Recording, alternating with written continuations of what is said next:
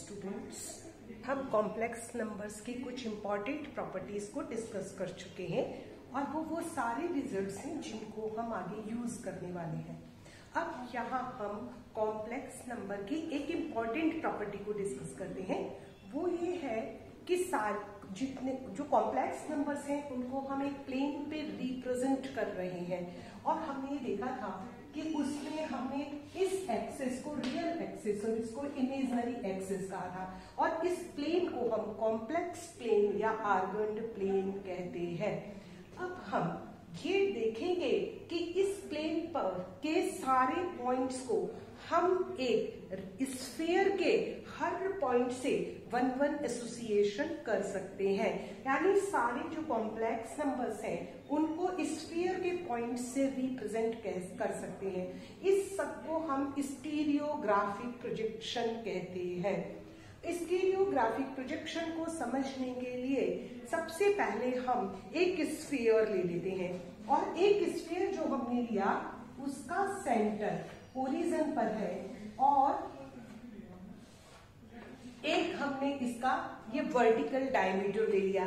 Sphere एक इस तरीके से होगा, उसको आप बॉल की तरह समझ सकते हैं और उस बॉल के सेंटर में से हम एक पेपर निकाल लें तो वो जो प्लेन होगा, प्लेन ऑफ पेपर है, वो आर्गन्ड प्लेन है और इस स्फीयर का जो सेंटर है वो हमने O से डिनोट किया जो 0 0 पर है और मान लीजिए कि इसका जो रेडियस है इस सर्किल का वो 1 है। तो इस सर्किल की इक्वेशन जिसका सेंटर 0 0 पर है और रेडियस 1 है, उस सर्किल की उस स्फीयर की इक्वेशन हो जाएगी x² + y² + z² = 1। तो ये वो स्फीयर है जिसका सेंटर 0 0 पर है और रेडियस 1 पर है। इस तरह के स्फीयर को रीमानियन स्फीयर हम कह रहे हैं। यहाँ पर ये जो वर्टिकल डायमीटर लिया है और ये वर्टिकल डायमीटर के इस एंड को हमने n कह दिया और इसको हम s कह देते हैं। n denotes north pole and it is a south pole. अब हम एक पॉइंट इस XY प्लेन पर ले रहे हैं। अब आप इमेजिन कीजिए कि एक 3D है, स्फीयर है और ये एक प्लेन इस तरीके से एक हॉरिजॉन्टल प्लेन होगा। तो हम जब ये जो स्फीयर है इस प्लेन को दो भागों में बांट रहा है, एक तो वो सारे पॉइंट्स जो अंदर है, एक वो सारे पॉइंट्स जो बाहर है। तो हम यदि एक पॉइंट हम ले रहे हैं, मान लीजिए वो पॉइंट हमने A लिया, यदि वो हम आउट ऑफ द स्फीयर लेते हैं और उस पर एक स्फीयर उसको हम नॉर्थ पोल से ज्वाइन करते हैं, तो इमेजिन कीजिए ये स्फीयर है और ये एक प्लेन है, यहाँ से हम एक पॉइंट को लेके नॉर्थ पोल से ज्वाइन कर रहे हैं, तो वो निश्चित रूप से स्फीयर को एक पॉइंट पे इंटरसेक्ट करेगा और उस पॉइंट का नाम हमने P दे दिया। देखिए इस बात को समझिए कि स्फीयर पे एक लाइन खींचिए जो प्लेन पर एक पॉइंट है, उससे हम स्फीयर के नॉर्थ पोल को मिलाएंगे तो वो एक पॉइंट पे मिलेगा स्फीयर पे। दूसरा पॉइंट तो स्फीयर का कहाँ पे है, N पे। कोई भी लाइन जो पॉइंट A से जा रही है इस स्फीयर को दो पॉइंट्स पर इंटरसेक्ट करेगी। One of the point is the north pole and the second one is a point on the sphere. Let the coordinate of this point is x, y and z। Arbitrary point लिया and a point which is on the Argand plane और XY plane, उसको हम नाम दे दें small x small y 0। यहाँ भी ध्यान रखना है कि हम यहाँ पे स्मॉल x स्मॉल y ले रहे हैं because in general complex number is written x plus iota y। वो तो ठीक है, where x and y are real number and iota is square root of -1, ये तो हम जानते हैं इसलिए हम इसको बार बार नहीं लिख रहे हैं। Now a line joining A to N intersects this sphere at the point P, X, Y, Z, and because it is a point on the sphere and it is on the Z axis, therefore the coordinates of N are 0 0 1. It is on the Z axis, ये real axis है और ये जो line है ये x और y जो axis है ये हॉरिजॉन्टली है and z is perpendicular to that horizontal plane, therefore it is a vertical line. It is a 3-dimensional figure and here I am drawing on the board, therefore there is a discrepancy, but you can understand because हमने 3D बहुत detail में पढ़ी हुई है. Now these 3 points A, P and R are collinear points. A, P and N are collinear. Collinear points होने से A, P, N ऐसे ही लिख लेते हैं. They are collinear points. A is what? X, Y, 0. P is X, Y, Z. N is 0, 0, 1. अब हम यहाँ देखते हैं ये 0, 0, 1 है. ये X, Y, 0 है. P is capital X, capital Y, capital Z and 0, 0, 1. इसीलिए मैंने उसको हटा दिया था. यहाँ पे ये 3 पॉइंट्स हो गए. नाउ डायरेक्शन रेशियोज की प्रॉपर्टीज से हम लिख सकते हैं कि इनका जो डायरेक्शन रेशियो है वो इनके हो जाएगा. तो x minus 0 over x minus 0 equals to y minus 0 over y minus 0 equals to z minus 1 over 0 minus 1. Collinearity से डायरेक्शन रेशियो सेम हो जाएंगे और हम इसको लिख सकते हैं capital X over small x, capital Y over small y, capital Z minus 1. तो इसको हम लिख लेते हैं 1 minus Z. Okay. Now these हम इसको इक्वल्स टू k ले लेते हैं. तो हमारे पास आ गया small capital X is small kx, y equals to yk and z equals to what? Z is k minus 1 minus of z. तो z is 1 minus k.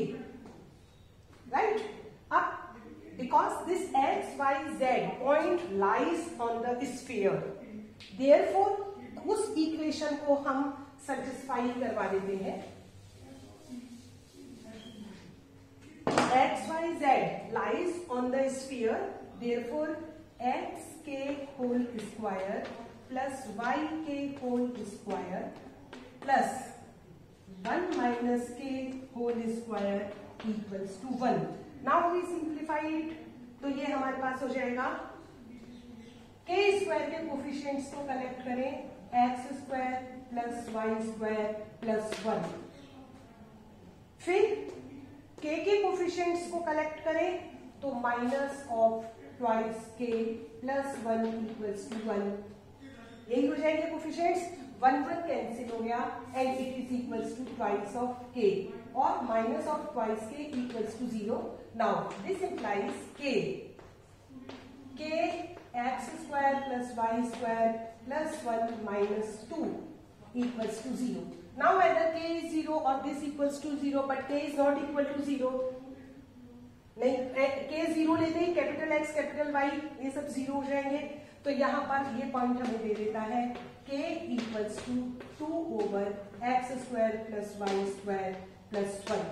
And substituting the value of k in this equation we get capital X equals to twice of x square plus y square plus 1, capital Y equals to twice of y, x square plus y square plus 1 and capital Z equals to 1 minus k. So x square plus y square plus 1 minus 2, that is x square plus y square minus 1 over x square plus y square plus 1. Therefore, यदि हम वापस से उस figure को यहाँ draw करें तो ये हमारे पास एक्सिस है, real axis and imaginary axis. ये जेड एक्सिस है, ये रियल एक्सिस है और ये इसके परपेंडिकुलरली ये इमेजिनरी एक्सिस है. पॉइंट हमने यहाँ लिया था ए पॉइंट जिसके कोऑर्डिनेट्स x, y, 0 है और ये पॉइंट P यहाँ पर है x, y और z और ये नॉर्थ पोल है जिसके कोऑर्डिनेट्स है 0, 0, 1. Now for every value of x and y, यहाँ x और y की कितनी वैल्यूज हो सकती है? इनफाइनाइट वैल्यू हो सकती है. तो for every value of x, y there is a unique value of capital X, capital Y, capital Z. It means for each point on the Argand plane. ये तो हमने पॉइंट आउटसाइड द स्फीयर लिया. If we take a point inside the sphere and if we want to, if we join this point a dash to n, then this point intersect the sphere at the lower half. And if point takes outside the sphere, then this line AN intersects the upper hemisphere. And if point is inside the sphere, then it intersects lower hemisphere. Now for each xy, whether it is inside the sphere or outside the sphere, or for every xy, there is a point on the sphere, capital X capital Y Z. और इसका converse part भी हम proof करते हैं. क्या sphere के हर point के corresponding point X Y plane पे भी होगा. तो हम यहां से इसको रिवर्स कर लेते हैं. तो रिवर्स करते ही इक्वेशन हो जाएगी x over capital X equal to y over capital Y equals to 1 minus z. और this implies small x is capital X over 1 minus z and small y is capital Y over 1 minus z. Therefore, for each x, y and z, for each capital X, capital Y and capital Z, it means for each point P on the sphere, there is a point in a argand plane. तो यहाँ हम ये देख सकते हैं, यहाँ हम देख सकते हैं कि हर पॉइंट के लिए, तो यहाँ हमने 1-1 करस्पॉन्डेंस एस्टैब्लिश कर दी स्फीयर के पॉइंट के लिए और प्लेन के पॉइंट्स के लिए. अब हम यहाँ पर एक बात और एक इंपॉर्टेंट थ्योरम प्रूव करते हैं. इसमें अब ये बात आ सकती है कि capital X, capital Y, capital Z, दे मे टेक वैल्यू इनफाइनाइट. जो इंफिनिटी पे पॉइंट्स होंगे तो हम आर्गेंट प्लेन पे भी इंफिनिटी को डिफाइन करते हैं कि वो पॉइंट्स जो हम आर्गेंट प्लेन पे पॉइंट लेंगे वो इंफिनिटी पे है, तो वो लाइन लगभग पैरेलल हो जाएगी हॉरिजॉन्टल लाइन के या रियल एक्सिस के पैरेलल हो जाएगी. तो हॉरिजॉन्टल प्लेन के पैरेलल हो जाती है, वो दोनों पॉइंट कोइंसाइड कर जाते हैं. But it means at the point infinity corresponds to the north pole or the south pole. तो infinity के को it is a concept and it is denoted by this point, and we know the properties of this infinity. If any point, if A is any point and multiplied by infinity, it is always infinity. Infinity से divide करते हैं, zero आ जाता है. Very very very small number, it means equals to zero. But infinity minus infinity is again infinity. Infinity plus infinity, we know all the properties of infinity. It means for a point at infinity corresponds to north pole or south pole. Now it is a property is a very interesting and important property which we have to prove here. Property is a stereographic projection projects a circle into a circle or a straight line. It means हम जब वो sphere ले रहे हैं उसके एक point के corresponding एक पॉइंट प्लेन पर है. तो यदि स्फीयर पे एक सर्किल है तो वो सर्किल के करस्पॉन्डिंग क्या कॉम्प्लेक्स प्लेन पर या आर्गेंट प्लेन पे सर्किल बनेगा या स्ट्रेट लाइन ही बनेगा. ये अब हम प्रूफ कर रहे हैं. तो circle on a circle projects into circle और अ स्ट्रेट लाइन. अब हम ये प्रूफ करते हैं. स्फीयर पे एक पॉइंट इंटरसेक्ट करके P बना रहा था, ये स्फीयर था, और इस पर हमने देखा कि ये जो पॉइंट हमने लिया इसके करस्पॉन्डिंग P पॉइंट यहाँ आ रहा है. तो यहाँ हम क्लस्टर ऑफ पॉइंट्स ले रहे हैं, यहाँ हम सर्किल ले रहे हैं. तो वो जो क्लस्टर ऑफ पॉइंट्स है वो स्फीयर पे सर्किल बना रहा है या स्ट्रेट लाइन बना रहा है. या हम ये ले लें कि स्फीयर पे हमने क्लस्टर ऑफ पॉइंट्स इस तरीके से ले लिया सर्कुलर शेप में. तो ये जो सर्किल है ये कॉम्प्लेक्स प्लेन पे एदर प्रोजेक्ट्स अ सर्किल और a straight line. It is a very interesting result. Of course now we prove it. Equation of the sphere is x square plus y square plus z square equals to 1. और हमने एक plane ले लिया. जो circle बनने वाला है sphere पे वो कैसे बनेगा कि जब हम स्फीयर को एक प्लेन से इंटरसेक्ट करते हैं तो हमें पता है कि intersection of a plane and a sphere is a circle. तो वो जो प्लेन है हमने ले लिया ax plus by plus cz plus d equals to 0. This combined equation represents a circle. Now the circle on the sphere represents a circle or a straight line on the argand plane. अब हम ये prove करने जा रहे हैं। हमने ये circle ले लिया और हमने ये देखा था capital X, capital Y, capital Z की वैल्यू हमने यहाँ से निकाल रखी है। अब हम इसको इस प्लेन में रखते हैं। इस प्लेन की इक्वेशन में a twice x square plus Y square plus 1 plus b 2y x square plus Y square plus 1 plus c